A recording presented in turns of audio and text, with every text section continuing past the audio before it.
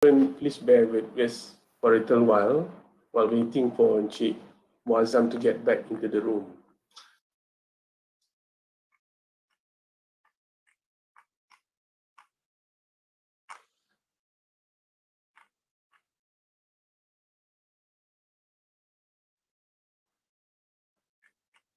I guess in this virtual world, connection is sometimes beyond our control. So please bear with us for a little while waiting for Encik Muazzam to come in.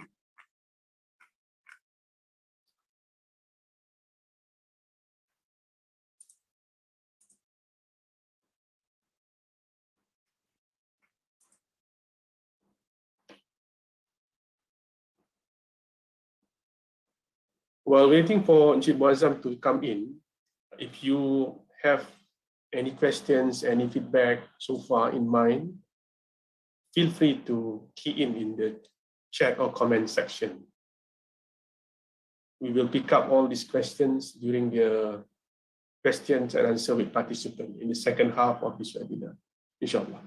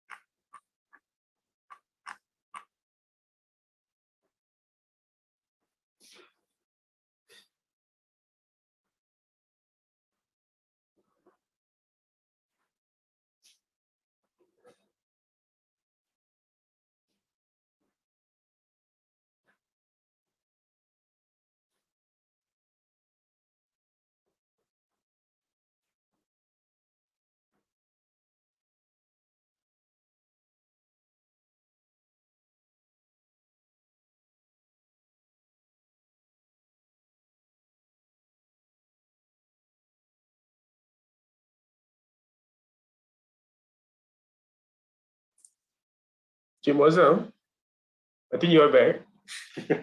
Sorry, It's okay, sir. I lost it over there just now. Yeah. Yeah, I went quiet. So I'm back? Yeah, you are back. All right. Please continue, sir. Okay. So if I dial back a bit, in terms of what beyond numbers mean to me, three things: delivering a higher purpose, All right. And I mentioned that it is not just about accomplishing my own goal, but going beyond to make wider positive impact. It's about creating a win-win scenario. Yeah. It's never about a zero-sum game whereby there must be a winner and there must be a loser. So it can be a situation whereby both parties can gain, or all parties can gain from it. Beyond numbers also mean that it is not just adding value just for myself or just for ourselves, but multiplying this value across wider stakeholders. And beyond numbers, it is also not about complying to a quota or a minimum threshold or a KPI, but it's also about fulfilling the real purpose and the intended outcome. Okay, so that's the first one. It means that it's delivering a higher purpose. The second item of beyond numbers is also about appreciating the journey and not just the destination, like I mentioned just now. How many times have we done things or have we tried to achieve an objective, and we are driven by the kind of goal, the kind of numbers that we set, or in many of us, in our situation here, these are the kind of KPIs that are imposed on us. Okay, and we need to realize that the numbers that are set, the target that are set, it should be viewed as a means to an end and not the end itself, right? What I mean is that instead of just looking at the result, right, beyond numbers should emphasize that the process of nurturing and cultivating the right mindset, the right attitude, and the right behavior so that we can consistently repeat our success. And it is very important, for me now that I'm a lot more mature and spend those number of years already, to actually appreciate the journey and not just rush and try just to meet the numbers in the shortest span of time, but appreciate the journey, because that will help us to discover ourselves and help us to bounce back stronger whenever we face any setback, right? So, there is a quote from this Denzel Washington, the famous actor. He said that without commitment, you will never start. But most importantly, without consistency, you will never finish. Okay, so that is the second perspective of beyond numbers, which is appreciating the journey and not just focus on the destination. The third perspective that I have beyond numbers is about substance over form, right? For accounting students, accounting practitioners, you will well understand this. But what it means is that substance over form is very important. It's a fundamental accounting principle that ensures that financial statements convey the true picture or the overall financial reality of an entity, of the substance, the economic substance of the transactions, rather than simply reporting the legal record of the transactions, or rather than the form. So we need to focus on the substance, not just the form. Okay, and for accountants, they are required to ensure that financial statements give a complete, relevant, and accurate picture of transactions and events. And transactions should not be recorded in such a manner as to hide the true intent of the transaction. Similarly, we need to have the right intention in pursuing our goal, and our goal should not merely to achieve numbers, but instead it should be fulfilling the substance. And what I mean over here is that data is powerful because it can either give the right picture to a person, or it can completely confuse people from the right perspective. So in using data, in using the numbers, we need to be aware that what is the right picture that we want to portray, and choose the relevant numbers, the relevant data to portray that. At the end of the day, understand what is the substance of the transaction, of the picture that we want to give to the reader and the people that we interact with. So that is my perspective of what beyond numbers mean to me. Thank you, Azam. Yeah, you are right. It's a bit irony for accountants who work with numbers to speak about beyond numbers. And you aptly sum up the three key points about understanding on beyond numbers: the higher purpose, the meaningful journey, not the destination, and the substance of a form. So allow me, Encik Muazzam, to go to the second key questions. Why is it important, Encik Muazzam? Yeah, okay. I think why I say it's important then probably to share this, what I have decided to do based on my discussion with Cik Johari, probably I can also relate with my own experience and journey and what we have tried to do at Bank Islam as a commercial institution. Probably by telling a bit of a story, I can help to drive the point of why I think it is important, right?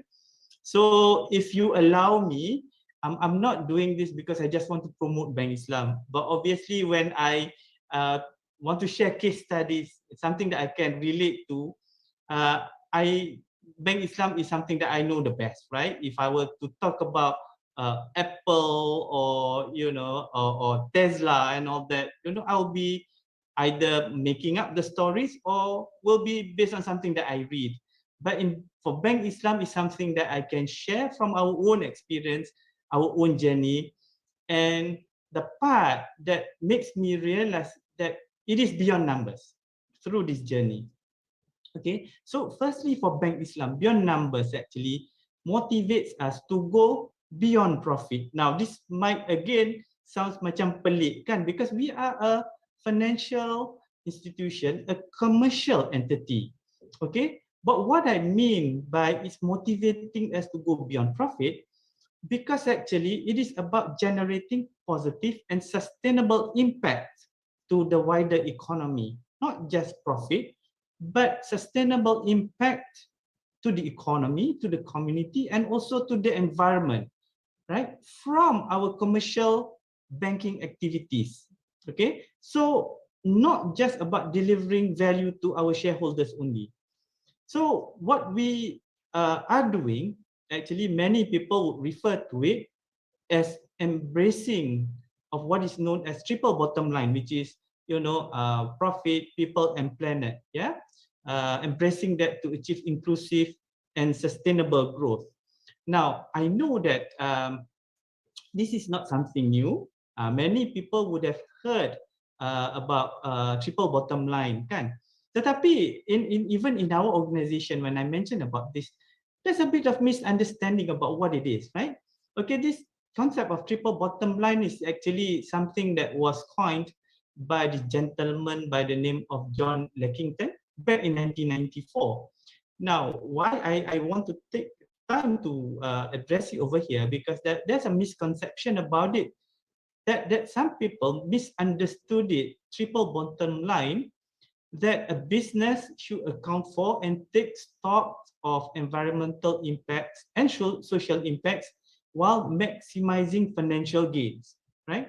So the misconception is about we pursue financial gains. That is the purpose. But in pursuing financial gain, we should not harm the environment. We should not give negative impact to the people. What I want to relate over here is that why it is misconception, because you start with the purpose of maximizing financial gain. But from our understanding and our application of it is that I think there needs to be a fundamental shift in the understanding of the purpose of the business itself and what people, planet, and profit, or the triple bottom line really means. Yeah. Only then can these three aspects work together seamlessly. Now, like I mentioned just now, the misconception is that many people believe the purpose of business is to make money, to make profit, right? But really, if we really internalize and embrace triple bottom line, actually, if you think about it, if a business does not offer any good or service, any product or service that is of any value, that business will surely never survive. So the only way for a business to survive, business to remain in operation, is only if it provides a product or a service that has got value to the community and to its customers. Then only People will come and subscribe or buy the products or services offered by the business. So what it means is that the purpose of the business by right shouldn't be about maximizing profit. The purpose of the business is actually to provide value. Value to the people, value to the planet. Okay, where does the profit come in? Profit, on the other hand, is not a value provided. Profit is something that the business gets in exchange for offering something of value. So the most important part for any business, a sustainable business, that I would say will be the purpose of the business should be about providing value. Then the profit will come, inshallah. Okay, so applying that, Bank Islam as an Islamic bank, we realize that we have a wider inherent considerations, okay, in doing our business. Among others, we need to be ethical, sustainable, responsible, transparent, green, equitable, and these are all things, they are beyond numbers. And it's our natural duty to go beyond, to deliver the higher purpose of Sharia. And that will set us apart from the conventional banks. And for this reason, Bank Islam, we have fully embraced value-based intermediation, or what we commonly refer to as VBI framework, as at the heart of our business model, since this was introduced by Bank Negara back in 2017. And we do this in order to deliver wider and greater impact to the community, to the planet, obviously, right? And ultimately, there will be positive impact to our profit, to our bottom line, right? And VBI actually has inspired us to go beyond numbers, all right? And a few things that it has pushed us towards. Firstly, it has moved away from short-termism and narrow bottom line towards considering long-term impact and the wider objectives. By adopting VBI, it also encouraged us to consider both financial and non-financial aspect of our performance. Motivates us to innovate, to create value for all rather than just for our own commercial competitive advantage, which is short-term in nature. It makes us to demonstrate good conduct from voluntary-based impact approach, right? Rather than driven by disclosure, because that's required by regulation. And it encourages meaningful and active involvement of the wider stakeholders that we need to take care of. So that's the first perspective of it. And then second reason is that beyond numbers also make us realize that not everything that counts can be counted. Not everything that is important can be counted, actually. And we know for a fact that, for example, pain and suffering cannot be quantified. It's difficult for you to put a barometer to pain and suffering other than probably the fever, right? But doesn't mean that if you do not have fever, then you do not suffer pain, right? And that's my example. But even though we cannot measure them, it doesn't mean that they do not count, which is they're not important. And that's what we call as a life beyond numbers. And because of this, Bank Islam, we also consciously go beyond CSR to directly address these pains, or we rather social pains, social hardships and misfortune by reimagining our role as an intermediary. So, and for us at Bank Islam, our role is not just merely as a financial intermediary. When we talk about financial intermediary, is that you take deposit and you use it to give financing and all that, right? So that is important, but it's not just that, right? Financial intermediary is important role for us to help fuel the economy. But in addition to that, we can also act as an intermediary for the creation of social benefits that can address social imbalances and can help create social resilience, especially in the wake of the current COVID-19 pandemic. Yeah, so that's why, if I can give an example, Encik Johari, back in 2019, we established our own dedicated Center of Social Finance, which is meant to advance our social finance agenda to support the third sector of our Islamic economic components, which is the social welfare. And the Center of Social Finance is not CSR, it's embedding this into our core business activities, right? So what we do is that we adopt an approach that we combine the traditional banking offerings, like our deposit or financing and all that, with social finance instruments such as sadaqah, wakaf, and zakat to create new products and services that can help to nurture the unserved and the underserved segment of the society to become bankable customers. And it's meant to uplift their social status, their financial standing, their economic situation, right? Because we realize that if we were to be able to serve the unserved and the underserved, we need to use a different instrument. And we say that when we look at under the Islamic concept, here we have this Islamic social financial instrument that we can use. And that is what we have done. But the reason why we're doing it, like I mentioned just now, is to nurture the underserved. So using this approach, we have been able to create various social finance offerings that are commercially viable. I give you some example. We are now able to offer social micro finance products, right? Products such as Umbi, Bangkit, iTekat, and these financial products are complemented, ya, kita tambah baik with structured training done by our change makers to help nurture micro entrepreneurs. We have also launched this Awqaf Ummah financing program in 2020, last year. And this Awqaf Ummah program is meant to offer bridging and end financing to support this wakaf property development in Malaysia. And the idea is to enable us to unlock the potential of wakaf land in Malaysia. We also, I think, back in 2019, we offered this home financing to asnaf, albeit these are salaried asnaf, but they are asnaf, to ensure and enable them to afford a home. I mean, there's not many banks out there that can offer home financing to asnaf, you know, right? And through our subsidiary Bambi Investment, we have a 100% owned subsidiary. We were able to structure and launch a Wakaf Unit Trust fund in Malaysia, which is first in Malaysia, known as Makmur My Wakaf. And the idea is that we're able to channel certain part of the investment return. So how it works is that it's an investment unit trust fund.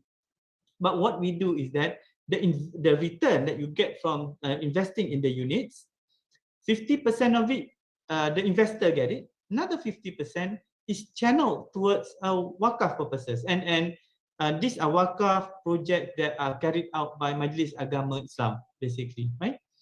And then to make it affordable, we make the initial investment under this unit trust to be low at 200 ringgit, basically.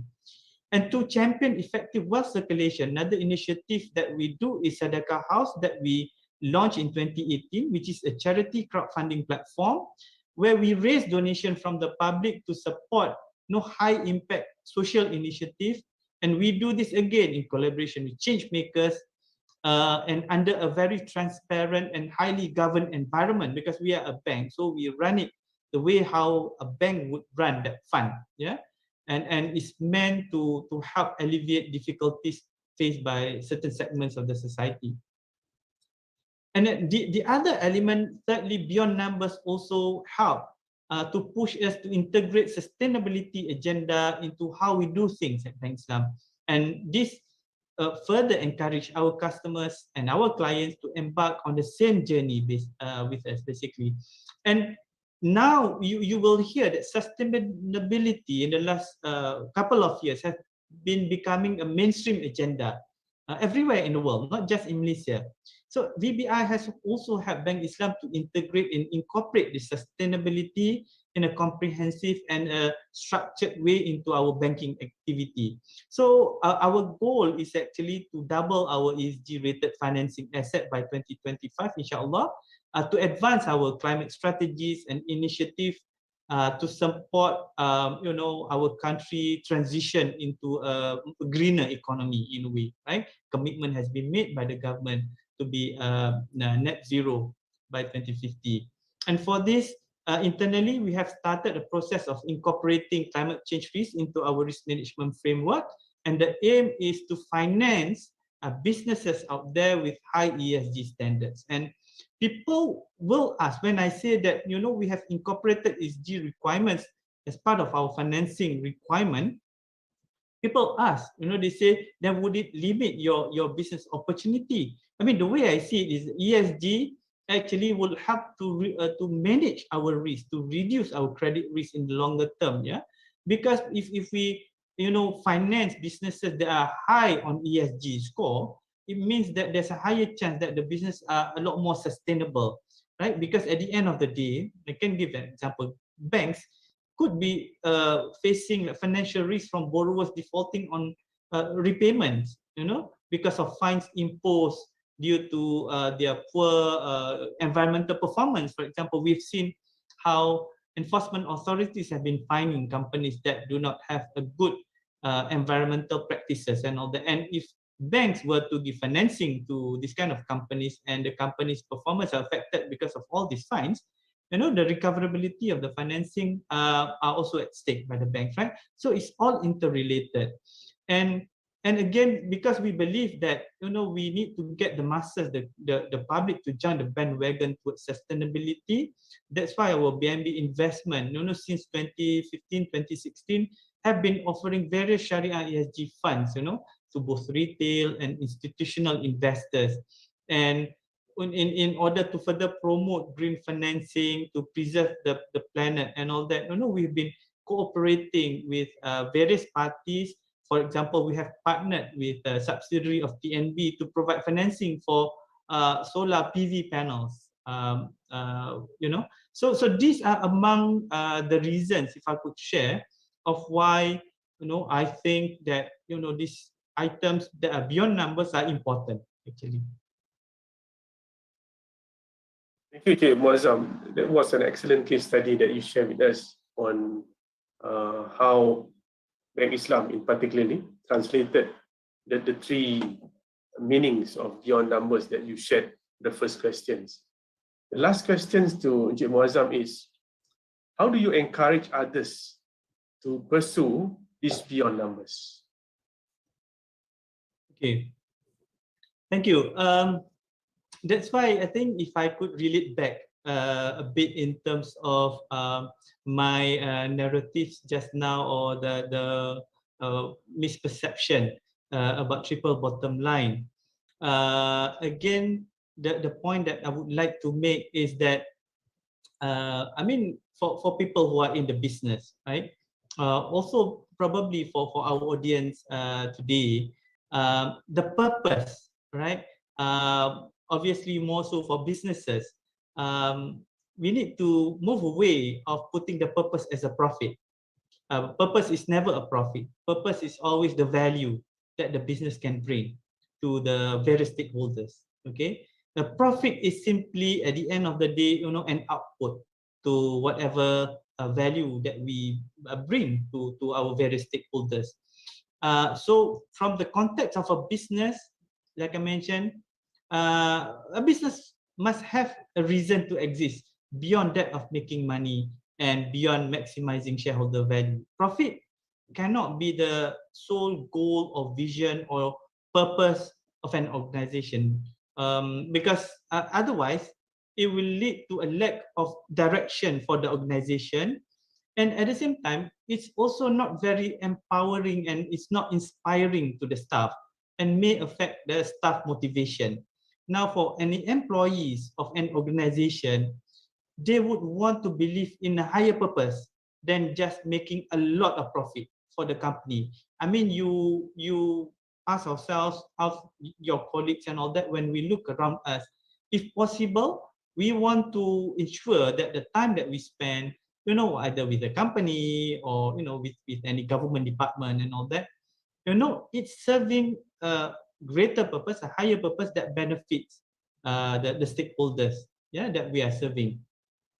So by embracing beyond numbers, it can provide a real sense of purpose, a true vision for everybody in the organization. So this is, again, if I can dial back in terms of experience from our journey, we embrace VBI as part of our business model. And that has actually inspired us to redefine our vision and our mission in early 2019, basically, in order to place VBI at the heart of our business model. And in doing so, it is both a process of looking internally and introspective view of ourselves. At the same time, a discovery of understanding what the stakeholders would expect from us. And out of that process, that's where we have refined, in a way, our bank's vision to be the bank that advances prosperity for all. And we put our mission as providing solutions that deliver value. And that's very important for us, right? Because we must deliver value, and we give prosperity not just to ourselves, but to everybody that we touch. And with that, we come up with our brand promise or our tagline, which is assuring trust and delivering value, because these two items go hand in hand, and it's very important to us. Bank that has the name of Islam in there, trust must be at the highest level, obviously. And then to ensure sustainability, we must constantly deliver value, basically. So this tagline actually carries our promise of good governance, honest conduct, and also ethical decision making, I would say. Yeah, and our VBI journey has really helped us to unify and motivate the various stakeholders across our bank, be it our employees, our shareholders, our corporate partners, our clients, our customers. We work together towards the common goal of delivering shared prosperity. So, and by doing that, it gives all of us a higher sense of purpose, knowing that aside from ensuring that we have a strong financial position and be able to make profit, Bank Islam is also creating a positive and sustainable impact from our banking activity that extend to the wider stakeholders. And our clear purpose and values, I would say, give us a solid foundation from which to make our decision and to provide us as a compass to navigate us to all elements of our business, right? By going beyond numbers, we are able to focus on the 6 strategic pillars, basically, that holds our organization. We've got 6 strategic pillars. Number 1 is sustainable prosperity. Again, as a bank, as a commercial entity, we need to ensure responsible, inclusive, and sustainable business growth at the end of the day that can create long-term value for all stakeholders, right? Number 2 will be value-based culture. This is where it's about our people, that we need to be able to nurture agile, resilient, loyal, and purpose-driven talents and workforce. Number 3 will be customer centricity. Again, from looking at the customer, that we must be able to provide superior excellence and total financial solutions for all. That means that we are able to deliver value to our customers, right? Number 4 is community empowerment. So not just with our workforce, not just with our direct customers, but also the community around us. We must be able to uplift and nurture all segments of the society, including those that are underserved or unserved in the community. That's why I mentioned just now, we come up with programs such as Umbi, Bangkit, IT Card, and all that, right? Number 5 will be real economy, that our role to support the economic activities by supporting the SMEs and the micro SMEs. And lastly will be digitalization, whereby we enhance the digital experience through automation, through analytics, through next generation technology. And the idea is that so that we can give good, efficient processes, good decision making that can give superior service, value, and experience to our customers. So, important component to the success of our culture excellence, actually, we launched this transformation program that we call Code 21, yeah, Code CODE 21. Okay, but what code means is that the C stands for culture excellence. O stands for operational excellence, D stands for digital excellence. Yeah, so code to one. So it's culture, operation, and digital. But the culture part to me is very important because you need to get your workforce to believe in the same thing, in the same agenda, right? Before any operational or digital excellence can come in, you know, the engine tu dia kena betul dulu. So many things that we do, and in order for us to cultivate a high performing organizational culture, we redefine our core values based on what we call as taat, T-A-A-T. But what it means, it stands for T, think customer. The A is act with integrity. The other A is advance beyond. And then the last T is take charge. So that's why we call taat. But basically it's think customer, act with integrity, advance beyond, and take charge. And we roll this out because we know that the core values that taat is something that can last, and it is not something that will change over time. These are fundamental values which are important for our people to have and for it to be in the DNA of the bank. And not only that, in order to embed this, because we do not want a shared value which is nice slogan and you put it nicely on the wall and all that for everybody to read, but we want it to be something that everybody to live, right? So we have introduced what we call as 8 conducts from the start values. 8 conducts. These are the behavioral competencies that we expect to be demonstrated our people. And the reason why we roll out these 8 conducts is to drive the right behavior in our people that reinforce our taat core values. And these behaviors are critical because they significantly impact our business performance and culture. And we ensure that demonstrating these 8 conducts or these right behaviors are also measured as part of our performance assessment, right? So going beyond financial numbers, these behaviors are also, like I mentioned, measured, covering the 8 conducts itself would be in terms of agility, innovation,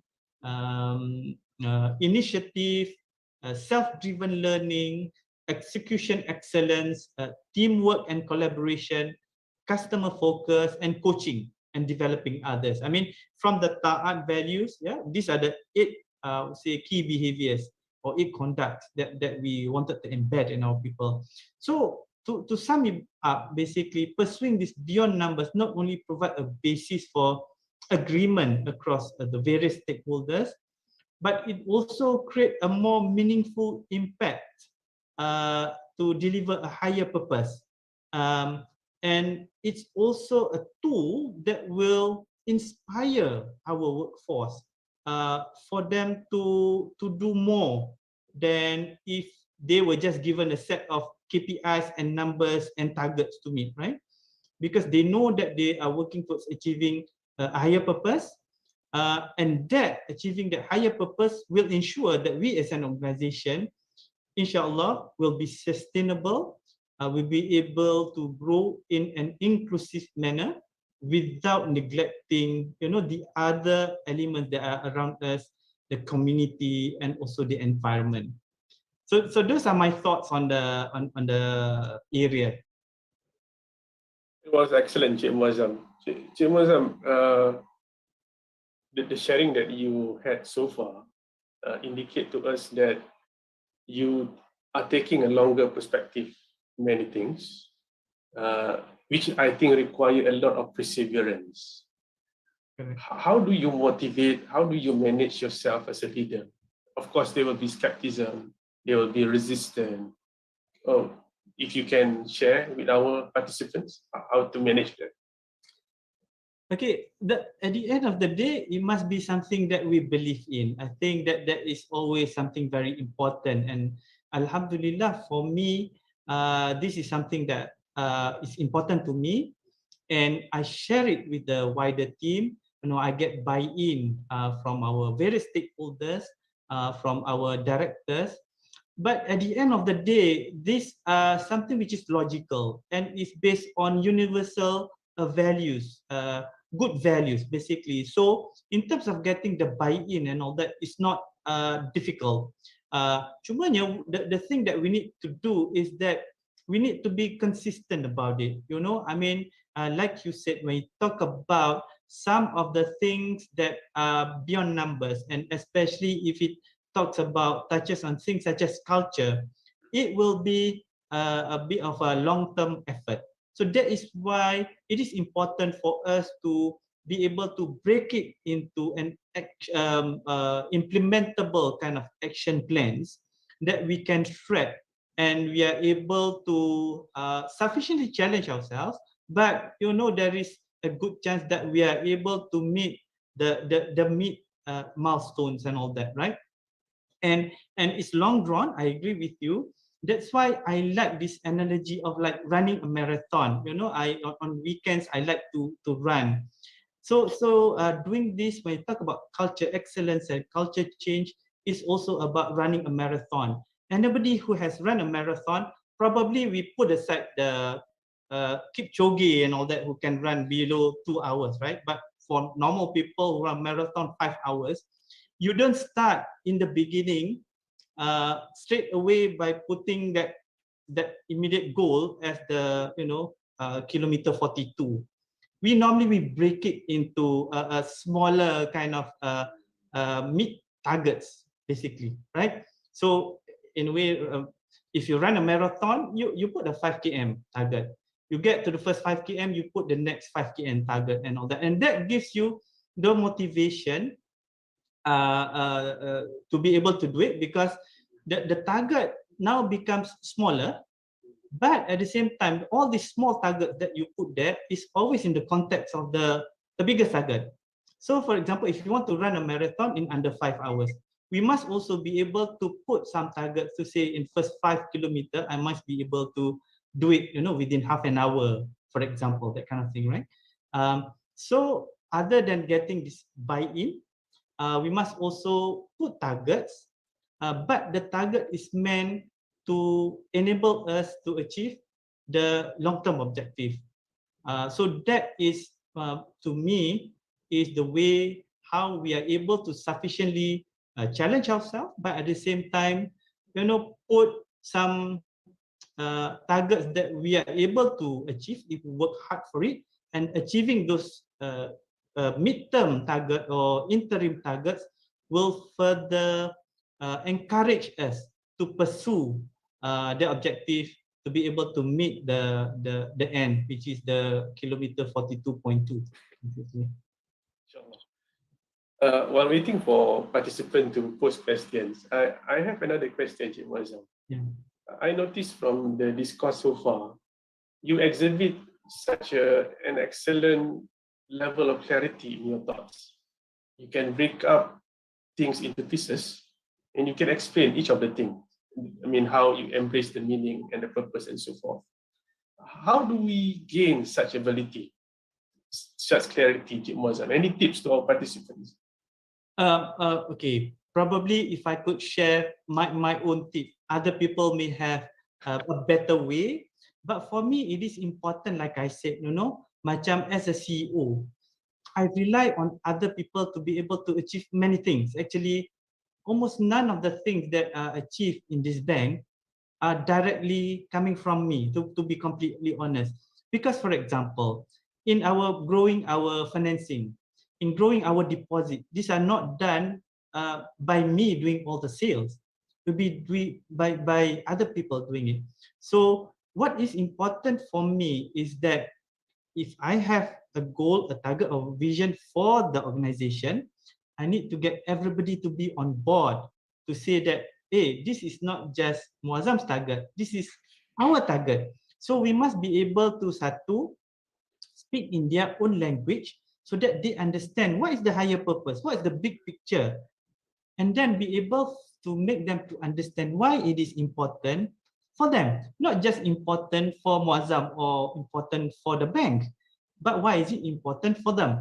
And that's why saya cakap tadi, the most important part is that we are able to show the higher purpose of being in the organization, and what would be their role in helping all of us to achieve the higher purpose. Then they feel inspired, they will feel motivated to be able to do it. So along the way, my role is really to, to monitor, we sometimes we make certain option, decision path, tak betul, we dial back and we change. But the target, we never change. The approach, we need to be flexible, because along the way there will be challenges. COVID datang, then we would have to change the approach. But I think the long-term objective too, we remain consistent. Kita kena istiqamah. Then our people will see that we are consistent of where we want to achieve, what we want to do. Kan? So that is very important. So I would say, in terms of clarity of the vision, in terms of ownership by everybody of the vision, and also in terms of sufficiently understand why it is important for everybody and how they can contribute towards it. So these are the things that we for me pun, we need to know how do we break it down for everybody, so that it becomes something which is actionable by them, and then they become empowered to do it. We couldn't agree more with you, Encik Muazzam, on the part of being consistent. Correct. People will evaluate you from whether you are consistent throughout with what you think or what you believe in. Encik Muazzam, earlier this year, we had a similar webinar entitled Call of Duty with a very senior government official. Yeah. It was a pleasant coincidence. He also quoted Denzel Washington like you. Does movie in any way influence you, Encik Muazzam, in terms of leadership? To a certain extent, yes, because the things that we can take from movies, kan. Because I'm a learner. There are many other great leaders out there. So in movies, of course, kita tengok yang elok-elok about the different styles of leadership and all that. There could be some pointers that we can get from there. And to be honest, banyak juga that can from TV drama or movie that I watch, that I can pick up some of those points yang memang not within my area of expertise, kan, macam leadership. I'm also learning about it. I know the debit credit very well, but leadership is something that I continue to learn. But there's also other areas that probably in my domain, such as things such as communication. I'm not an expert in communication, but from watching TV drama and all that, these are some of the things that we can pick up. So again, for me, I think opportunity to learn is everywhere. That includes from a Hollywood movie. It just depends on how you process it and how you take it. Kalau kita nak ambil benda yang positif and learn from it, there's plenty of opportunity. And to me, it's also not just from medium such as movie or whatever it is, it's even from people. So that's why I always like to remind myself and also my immediate reports to say that, hey, don't forget to just go and talk to people yang even if they are junior officers down there, because there could be things that or ideas that because of they are a lot closer to, for example, to the younger generation and all that they can give us, that we can learn from them. Doesn't mean that we have got a lot more white hair and we have more than 20 years of working experience. Doesn't mean that we don't have anything that we can learn from someone who just came in straight from universities and all that. And even in our organization, we consciously try to promote that when we have interaction with the younger ones, the more junior officers macam tu, it's not just a one-way communication that I just say that in my town hall to say this is my vision, this is what I need you to do and all that, but it's also opportunity for us to get feedback from them. That's something that is part of the learning as well. And to be honest, a lot of the new knowledge actually I learned from the young people. When I talk about digital and all that, right? Like it or not, people at my age, we really need to learn from these young people. So yeah, opportunity to learn is everywhere. It depends on our mindset. Kan? Kalau kita tengok movie tu kita nak ambil yang negatif je, then there's nothing useful that we can get. It's about mindset. Couldn't agree more with you, Cik Muazzam. Cik Muazzam, we have come to the end of our session. Would you like to offer some parting words to our participants, Cik Muazzam? Okay, thank you. I hope that, I mean, I'm not able to give example from the public sector perspective that much because I'm from the private sector. But I believe that in terms of the gist of it too, that one too is penting, yeah. No doubt that in our daily life today, there's a lot of KPIs, and these KPIs are given as numbers at the end of the day. Tetapi we need to remember that the main aim for us is not just about meeting those numbers and forgetting about how we go about getting it. It's about what those numbers are meant to deliver to the intended stakeholder, for example, right? Because if we are clear about that, then the way how we go about achieving it will be a lot more useful. Okay, because let me share with you, you know, even as a CEO, sometimes the metric that we put in the KPI may not be the best metric. Okay, so if let's say the metric that is put is not the best metric and people do not understand the rationale behind the metric, so we will not be able to achieve what we are supposed to achieve, kan? Tetapi if we understand it, then at least whatever metric that is put, the focus will be clear. What is the intended outcome for it? So I think that will be my parting word, hopefully, and hopefully with some of you out there who would be at the senior management, leadership, and all that. It's very important that we don't just talk about the targets. We need to talk about the higher purpose, so that the people that we are working with will feel inspired and will feel empowered, and probably they will be able to contribute more compared to if they do not understand or they do not see how they are delivering the higher purpose of the organization. Okay, so those will be some of my words, and I thank everybody for your time. And again, thank you, Razak School of Government, and also Cik Johari for inviting me. Hopefully, it has been a fruitful session for everybody, inshallah. Thank you so much, Cik Muazzam Muhammad. It was an excellent sharing from you, sir. More importantly, we could feel the authenticity, the positivity, and the sincerity that you bring to this discourse today. We really value those things, Cik Muazzam. On behalf of the school, kami mendoakan Cik Muazzam supaya sihat selalu, supaya dapat meneruskan lagi apa yang sedang diusahakan oleh Cik Muazzam. Mudah-mudahan Bank Islam akan menjadi contoh organisasi kepada organisasi yang lain. To our participant, thank you for participating today. Kepada sahabat-sahabat kita yang akan menyambut hari Deepavali pada hari Khamis ini, we wish you a joyous Deepavali. Sampai kita jumpa lagi, please follow RSOG in social media. Sekali lagi, Cik Muazzam, terima kasih banyak. Assalamualaikum warahmatullahi wabarakatuh. Okay, thank you. Assalamualaikum. Waalaikumsalam. Terima kasih banyak, Cik Muazzam. Okay, Cik Johari. Jumpa lagi. I will leave the session, ya? Ya, dah habis. Thank you.